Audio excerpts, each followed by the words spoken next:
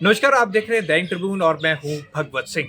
पिछले दिनों अगर हम कहें राजनीतिक हलचल काफ़ी देखी गई है क्योंकि मेयर चुनाव सिर पर है। इसको लेकर ये भी कहा जा रहा है जो 2 पार्षद बीजेपी में शामिल हुए हैं उन पर काफ़ी दबाव बनाया जा रहा है। इसको लेकर हमारे साथ वार्ड नंबर 16 की पार्षद पूनम हैं। पूनम जी, आपका बहुत-बहुत स्वागत है दैनिक ट्रिब्यून में। सबसे पहले आप पर भी प्रेशर बनाया गया कि आप वापस आम आदमी पार्टी में आएँ और भाजपा में आपने जॉइन किया, तो क्या किसी प्रेशर में किया था? आज आप खुलकर बता दीजिए। जी नमस्कार जी। भगवत जी, मैं आपका बहुत बहुत धन्यवाद करती हूँ कि आपके माध्यम से मेरी आवाज़ जाए। बिल्कुल सही कहा आपने कि जो पार्टी जो एक्सचेंज वाला जो सिस्टम ये बता रहे हैं, ऐसा कुछ नहीं है। हमारी खुद की मर्ज़ी है। जिस पार्टी में इज़्ज़त नहीं होगी, कोई सम्मान नहीं होएगा, कोई पूछेगा नहीं, उस पार्टी में रहने का क्या फ़ायदा।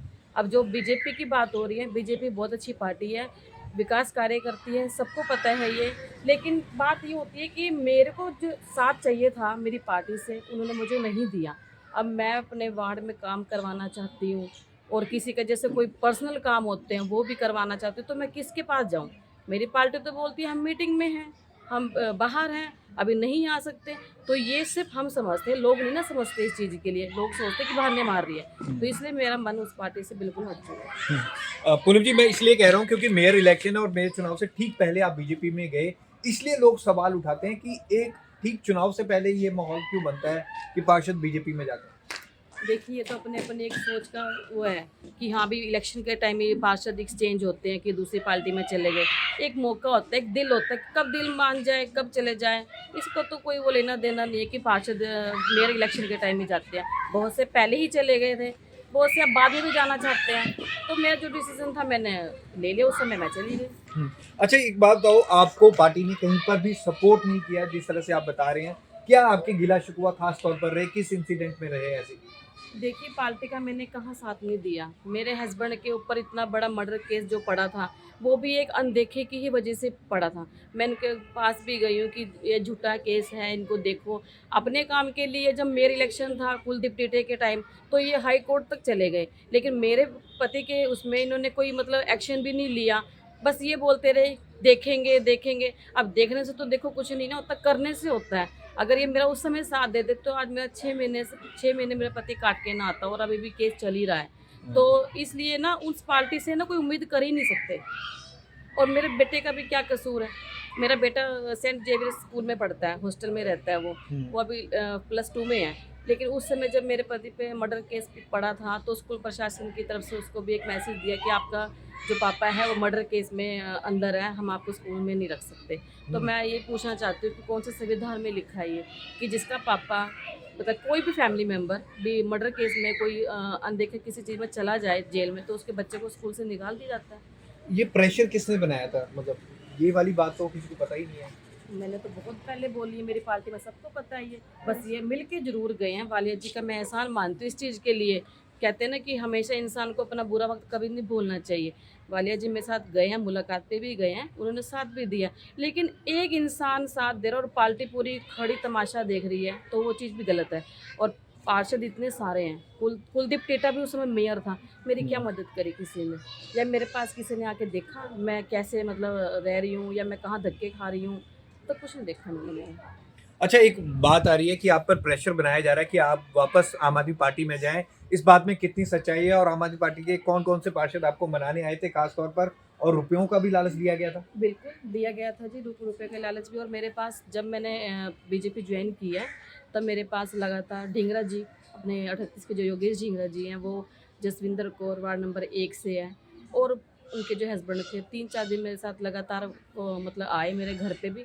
पर मेरा एक असूल है, मेरे घर पे कोई भी आए, मैं हमेशा उनको रिस्पेक्ट देती हूँ, चाय पानी पियो, बैठो। लेकिन मैंने उनको एक ही बात बोली थी कि पार्टी के वजह से मेरे को कोई मतलब बात नहीं करनी। लेकिन उन्होंने फिर भी मैं प्रेशर किया कि चलो मैडम, मेरा ये है, मैंने आपका क्या साथ नहीं दिया, मतलब वही अंदरूनी बातें कि मेरे साथ खड़े हो जाओ। मैंने कहा पहले कहाँ थे? पहले भी मैं पार्षद ही थी, ठीक है? और पहले तुमने मुझे क्यों नहीं इतना वो देखा जो अब तुम मुझे कह रहे चलो, मेरी मर्ज़ी में जहाँ मर्ज़ी रहूँ। और रही अपनी जो अपने सुमन मैडम है 4 नंबर वार्ड से, आपने देखा ही होगा उनके साथ क्या किया। मुझे भी ऐसी धमकी दी परसों, मेरे मैं आपको वीडियो भी दिखा दूँगी मेरे घर के, जैसे उन्होंने एंट्री की है और गए भी हैं। मैं अपने घर में काम कर रही थी, वो सीधा ऊपर चले गए, चौथी फ्लोर पे ही। तो मैंने कहा हाँ जी बोलो। कहते मैडम चलना पड़ेगा आपको मेरे साथ। और सबसे पहले तो मेरे हस्बैंड के पास कम्युनिटी सेंटर में आए, मेरे ऑफिस में, उनको भी बोला गया कि चलो ऊपर से ऑर्डर है, नहीं तो हम केस में कर देंगे किसी न किसी में, जैसे सुमन को फंसाया। ये धमकी किसने दी आपको? डिंगरा बोल के गए मेरे हस्बैंड को। सरेआम धमकी देके मेरे गए आपको? हस्बैंड से आप पूछ सकते हो, मुझे तो बाद में, चलो ठीक है, मेरी उनसे इतनी बातचीत नहीं है पार्टी के लेकर, तो मतलब एक ने मुझे बताया है कि भी ऐसे कम्युनिटी सेंटर में आके मेरे को ऐसे ऐसे बोला। फिर ये गुस्से में घर गए कि उनको पता लगा कि पूनम के पास गए हैं, तो फिर इन्होंने मेरे सामने वहाँ पे बोला कि तुमने मुझे कम्युनिटी सेंटर में क्या बोला है डिंगरा जी को। तो फिर कह रहे नहीं भाई आपको नहीं बोल रहे, हम सुमन की बात कर रहे हैं, हम फलाने की बात कर रहे हैं, क्यों बोल रहे हो भाई, तुम्हारी क्या हुआ है कि तुम दूसरों पे ऐसे एलिगेशन लगा के उनको अंदर करवा दोगे। तो मैंने कहा अब तो तुम चले जाओ, नहीं तो मैं कंप्लेंट कर दूंगी तुम्हारी। 6 बजे भी चले गए, उसके बाद नहीं आए। मैम ये आप जैसे ये बात उठी, ये सारा कुछ सुमन वाला प्रकरण आप किस तरह से देखते हैं कि ये बदले की भावना से किया गया है, और ये ऐसे ही जताने जैसे आप कह रहे हैं कि धमकाने की कोशिश की थी कि पार्टी में वापस आ जाओ, नहीं तो? देखिए अब आप खुद देखिए कि 4 साल जो काउंसलर को हो गए, पार्टी को बने को हो गए, लेकिन अपना जो सुमन की जो भाभी है, जो जिठानी है सच, तो वो काम लगा रखा था अपने सीवरेज बोर्ड जो अपना 27 सेक्टर में है ना, वहाँ पे लगाया गया था। अब आप एक बात देखिए कि जब कोई बंदा काम करता है, उसकी रोज अटेंडेंस लगती है, तो अटेंडेंस लगाई हुई है, बंदा क्यों नहीं अवेलेबल हो रहा है वहाँ पे? आप उस समय चेक करते ना जाके। अब उन्होंने जैसे ज्वाइनिंग कर ली, अब तुम मतलब परिवार पे अटैक कर रहे हो, वो तो साफ साफ दिख रहा है कि तुम प्रेशराइज कर रहे हो। जब तुमने उसको किसी काम में लगाया है, वो बंदा नौकरी पे नहीं आ रहा, सैलरी ले रहा है, तुम पहले क्यों नहीं तुम्हारी आंखें खुली है? अब मेरा तो ये है कि मेरा तो किसी से कोई है नहीं, मेरा कोई बंदा नहीं लगाया। टीटे ने 1400 बंदे लगाए थे पिछले, जब टीटे के टाइम में, कुलदीप टीटे के टाइम में, मेरा एक भी कोई बंदा नहीं लगाया। अगर मैं उनसे पूछूं कि अब ये कहाँ से लगी थी सुमन की भाभी, मतलब लगाया तो है ना, मेरा तो एक भी बंदा नहीं लगाया गया था। मेरे को तो किसी तरीके से वो कर ही नहीं सकते प्रेशराइज, वैसे देखा जाए तो, क्योंकि उन्होंने मेरा कुछ किया नहीं है। तो अब खुद देख लो प्रेशराइज कैसे कैसे कर रहे हैं वो। पर मैंने उनको कल कह दिया, तुमने जो करना था तुम कर चुके हो, अगर मेरे ऊपर तुमने अगर कोई ऐसा किया तो मैं खुद तुम्हारी कंप्लेंट कर दूंगी। फिर वो जो ढिंगरा जी थे वो एकदम चले गए टूट के, वो दोबारा फिर ना तो कॉल किया ना वो आए।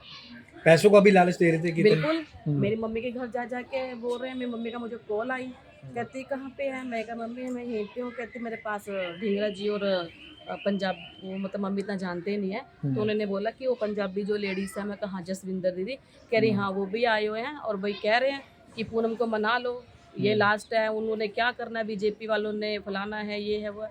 तो मैंने उनको बोल दिया मम्मी बैठाओ, चाय पानी पियो, उनको बोल दो मैं कुछ नहीं जानती, मेरी लड़की मेरी सुनती नहीं है, और भाई मेरे से कोई ऐसी बात मत करो। फिर उन्होंने ये भी बोला कि हम आपको पैसे दे देंगे, पूनम को भी इतने पैसे दे देंगे। मम्मी कहती मुझे क्या करना पैसों का। कितने की पेशकश की थी उन्होंने?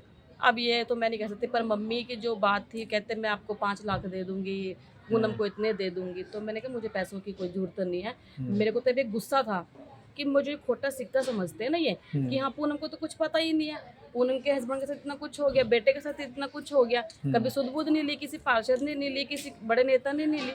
तो मैं इसलिए गुस्से की वजह से अपना पार्टी छोड़ दी थी, और मेरे को ये पार्टी बहुत अच्छी लगती है, साथ खड़ी है, और हमेशा मैं इनके साथ ही रहूंगी। एक मैम नाराजगी का ये भी कारण माना जा रहा है कि आपकी जगह एक कैंडिडेट भी ढूंढा जा रहा था वार्ड नंबर 16 में। जी बिल्कुल, मैंने उस दिन भी आपसे बात की थी कि अब एक बात आप ये भी देखिए कि जिस पार्टी ने हमें यहाँ पे चुनाव लड़वाया, हम उस पार्टी से पार्षद भी बने हैं, लेकिन उसी टाइम पता लगता है कि तुम्हारी ही अलावा किसी और को भी मतलब तैयार किया जा रहा है, तो कितना दिल में हर्ट होता है कि मैंने अपनी पार्टी के लिए क्या नहीं किया, जो तुम मेरे को छोड़ के दूसरे को कैंडिडेट के लिए वो तैयार करो।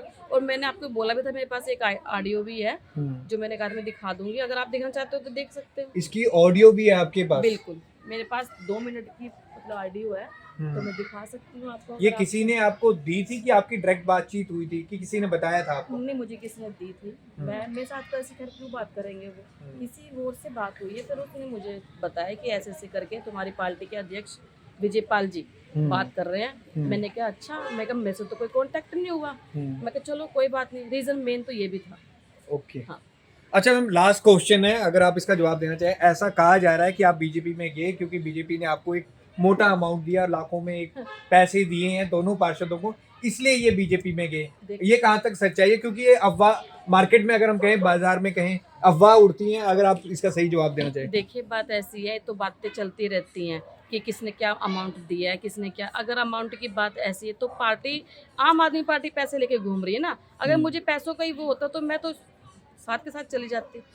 एक बात ये भी तो देखो रही भाई, बाजार में ये तो चलती रहती है, अफवाह है बिल्कुल। अब सुमन के साथ ये हुआ है, इसकी जो भाभी के साथ, यानी कि इसने भी पैसे ले लिए फिर, और मैंने भी पैसे ले लिए कि जो मैं नहीं जा रही हूँ। ये सब उनकी एक वो है कि इनको मतलब हरास किया जाए, पैसों से किया जाए या फैमिली मेम्बर से किया जाए। इस बात में कोई सच्चाई नहीं है कि हमने किसी से पैसे लिए हैं और हम अपने मन से आए हैं और इसमें रहें। ठीक।